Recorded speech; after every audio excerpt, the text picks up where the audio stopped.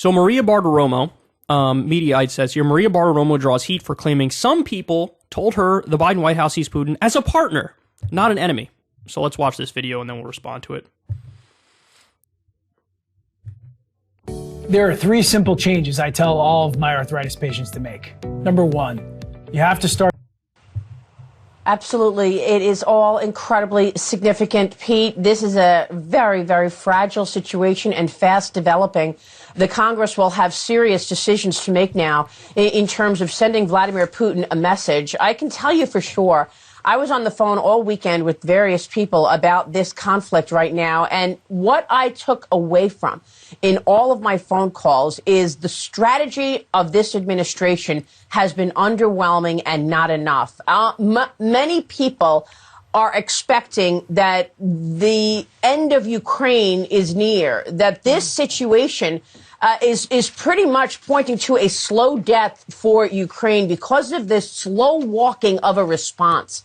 In terms of the MiG jets to Ukraine from Poland, that's one head scratcher for sure. What's the difference between these fighter jets and the javelins that the U.S. has sent to support Ukraine? People do not have answers for that. It seems that there is a predetermined outcome here in place, and that is a slow death for Ukraine and President Zelensky as the Russian forces continue to inch closer with all of these other fatalities that we're talking about.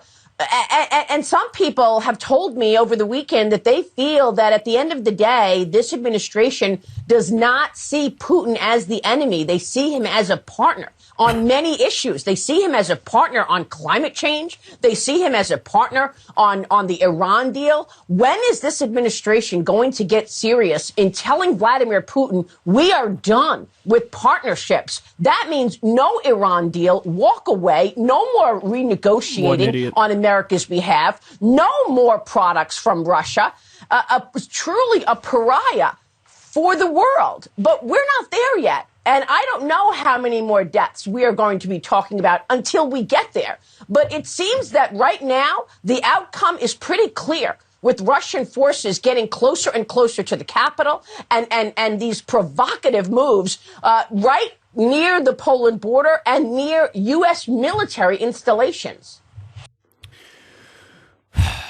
Where do I begin with this one? The idea that Biden views Putin as an ally and not an enemy is preposterous. We just, in the course of like a week, we did almost every economic sanction imaginable to the point where we are imploding the Russian economy. There was one story I saw, I don't know if it's true or not, but they say that like Robux are now worth more than the ruble. What? So they unleashed almost all of the SWIFT banking sanctions, so implode banking over there. They unleashed, now they're talking about oil and gas sanctions, which was like the last thing that they were going to touch because Europe is so reliant on Russian oil and gas. They've gone after Putin, they've gone after the oligarchs, they're seizing yachts. They unleashed every economic sanction in the book like that. Unbelievable. And instantaneously they did it. In my opinion, that's far too hawkish because the reality is innocent Russian civilians are being damaged by that. People who are out in the streets protesting Vladimir Putin now can't even take money out of the bank. They might not know where their next meal is coming from. So this idea that we're going too soft on Putin and we view him as an ally, not an enemy, what ally do you try to collapse their economy? There is no ally that you try to collapse their economy. I mean, it's ridiculous. What more do they want? Well, she says what they want. They're like, well, why aren't we sending them the fighter jets? Maria, I'm sure this has been explained to you 100 times and you're just lying about it here live on air. But the reason why you don't send fighter jets is because the fighter jets have to take off from Poland. If the fighter jets take off from Poland, Russia can see that, and they're not wrong for seeing it this way, as that's not Ukrainian fighter jets bombing us. That is Polish fighter jets, or some other European nation's fighter jets taking off from Poland and attacking us. That could be viewed as the U.S. or NATO waging a direct act of war with Russia. That is two nuclear-armed powers in a hot war. That is World War III. That's not hyperbole to say that. That's not over the top. That's not me reaching. That's just a plain-faced description of what is. But she frames it like it's absurd. Like, why aren't you going further? Why aren't you doing more? We're not doing more because we don't all want to die in a nuclear holocaust, a nuclear winter, you absolute jackass. But look, it's the American exceptionalist brain rot that makes these people think no matter what, we're always acting defensive. You know? I'm in favor of every sanction that goes after Putin and the oligarchs. But the sanctions that go after Russian civilians, that is an act of economic warfare. And that is us being aggressive.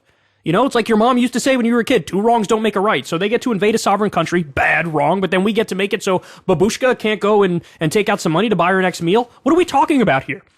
And she watches this and says, yeah, you're too soft on Russia. You need to be more aggressive. Now, she brings up the Iran deal there. It's Russia that's trying to blow up a new Iran deal. So she's taking the side of Russia. She's pretending like she's being harsher and stronger against Russia on that one.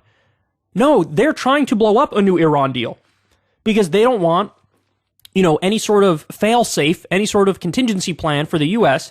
If the relationship with Saudi sours, they don't want us to be able to go to Iran or even Venezuela to try to get their oil to make up the difference to make sure that the West still has the oil that they need, at least as of right now. Now, I get in the long run, we got to get off of oil, but in the short term, you have to, you know, fill that gap that we currently have.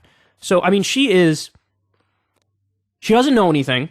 She's a conventional wisdom spewing machine, and the deep state and the military industrial complex is watching this, cheering her on. You're not speaking truth to power. You're not, you know, just being an honest truth teller. You are a bloodthirsty neocon psychopath who wants to escalate with another nuclear armed power. And if this doesn't show you how much mainstream media has jumped the shark, nothing will. Hey, y'all, do me a favor and like and subscribe. It helps out big time in the algorithm. Click the bell as well for notifications when videos drop. And watch that video on screen right now. You know you want to.